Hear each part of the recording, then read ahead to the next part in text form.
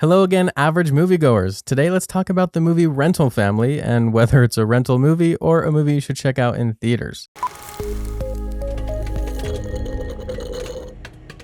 Rental Family is directed by Hikari, most known for her movie 37 Seconds and directing a few episodes of the hit Netflix series Beef. The movie stars Brendan Fraser, Mari Yamamoto, Takahiro Hira, and is set in Japan, featuring a healthy mix of English and Japanese. So, if you're the kind of person who hates reading captions, first of all, I think you should get over yourself, and second of all, you're not going to enjoy this movie. Here's the gist without spoilers. The film follows Brendan Fraser's character, Philip, who is an American actor living in Japan for the last 7 years struggling to find work. He comes across an agency called Rental Family, where people can hire actors to play pivotal roles in their lives, acting as their mothers, fathers, spouses, boyfriends, etc. Philip initially feels uneasy about this, but soon realizes that he can use these roles to actually help people and find connection for himself. He's assigned a job where he has to play a girl's father so that she can be admitted into private school. But the mother wants her daughter Mia to actually believe Philip is her real father so that the interview process isn't compromised in any way. So, as you can imagine, this movie is exploring connection and relationships and loneliness. It's a very humanistic and optimistic and hopeful movie, which can be refreshing given all the cynical and heavy art that filmmakers are putting out lately. This movie has been described as a tearjerker for many and heartwarming, and many people will adore it. And that wasn't necessarily my experience. And I openly acknowledge that many factors, including just my mood or headspace, emotional state, clinical depression, they'll all factor into whether I was personally moved by this movie. And I have to be honest that it really didn't tug at my heartstrings all that much. So bear in mind that art is subjective and emotional. So sometimes it feels silly to even review movies because all I can do is have an involuntary response to a movie and how it feels to me, and then try and put into words why I think I reacted the way I did. So with that in mind, please weigh the many voices who are feeling moved by this movie, and I'll add my perspective onto that pile, which I invite you to ignore if it doesn't resonate with you. So at face value, the premise and setup for this movie sounds pretty good, right? I like the synopsis. I like the concept. I can see why it got produced and why people are liking it. However, for me, it comes down to the execution. The movie is juggling a lot of themes, and personally, I just don't see it coming close to other movies that touch on those themes but do so in a really impactful way. Last year, Perfect Days came out, and that movie's lonely man in Japan story resonated much more than this did to me.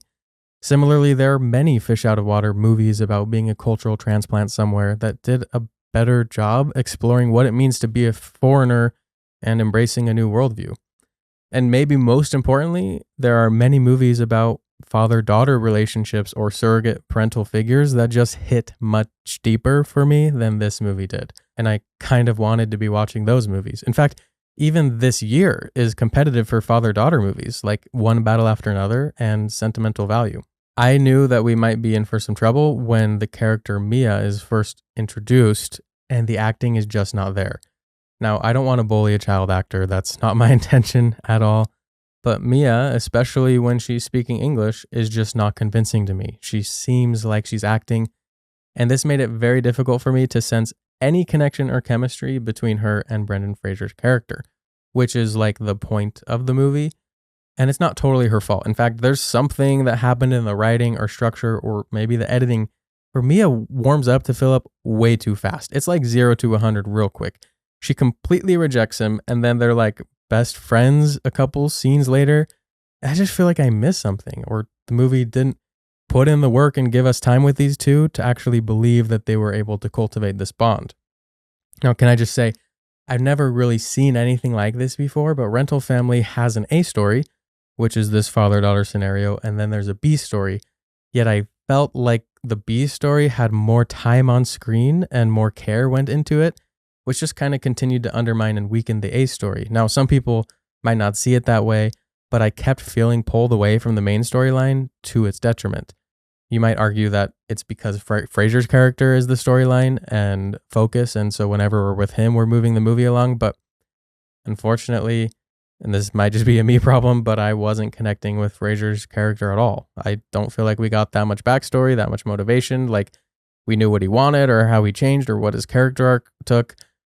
I I like Fraser just fine, and his acting is being praised, but personally, I felt like he was just soft-spoken and gentle the whole time and never really gave me anything else. Even one point where he's supposed to get angry and stick up for himself, his voice barely rose 1 decibel, and that moment just wasn't that impactful. So that's probably a character choice and an acting decision that some people might appreciate, but I guess what I'm saying is that I never really felt like I didn't see Brendan Fraser in this role. It was always him. Whereas other performances this year, like Dwayne Johnson in The Smashing Machine, he just completely disappeared into the character. All right, I've been pretty critical for the last little bit. It probably sounds like I hated the movie. I absolutely didn't. There are some things that even I can acknowledge despite not resonating with the movie. First of all, it's very comfortable ebbing and flowing between cinematic styles. It goes from shooting claustrophobic frames in tight urban settings to make us feel small and isolated. Then it will go into handheld for frenetic, energetic sequences. Then some sweeping Steadicam shots of beautiful Japanese landscapes. Then snappy, quick cuts for a commercial-like sequence. And this is fun, and it keeps the pacing going, and it's fun to switch styles. But I also have to be honest that overall I didn't like the editing. Sometimes the cuts can feel disjointed. Sometimes I'm wishing that we're staying on a frame longer and then it cuts away. And there are a couple moments that actually really did hit for me. There's a reveal in the first act that was really effective. And then there's a kind of twist entering the third act. Maybe it's not a twist, but it's definitely a surprise that will catch you off guard. And it really did elicit a response in me and my theater. Then a few scenes later, there's this really funny scene, honestly, one of the funniest scenes of the year. And so those aspects alone make me more likely to recommend that you check out this movie. And like I said, I can totally see how many people would resonate with this movie. I'm simply talking about my experience. And I think many people can resonate with the movie because there are a lot of themes. However, there's a lot of themes that I don't think it follows up on. For example, there's a mention about how mental health in Japan is stigmatized, and that's why this family rental business stands in place of seeking therapy. One character basically promises another character that they'll understand more about this, but that doesn't really happen. In general, though, because this movie casts such a wide net of themes, there's a lot for you to pull from and resonate with and project your own life onto, and that's why a lot of people are having such a great experience with this movie. And I don't think this movie really judges any of the characters, which is a strength.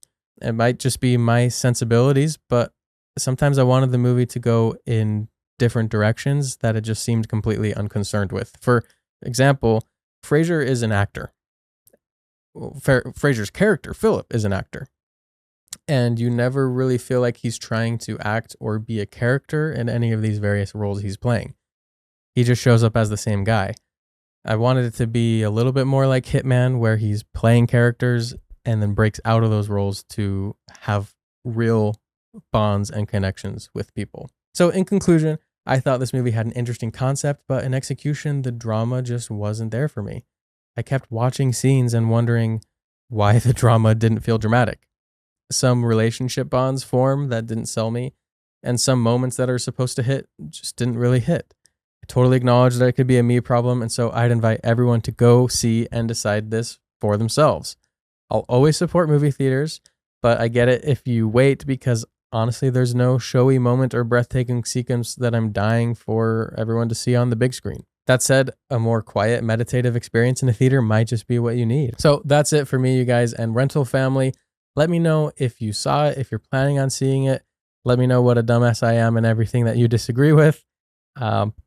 Keep watching movies. Keep being average. We'll see you next time.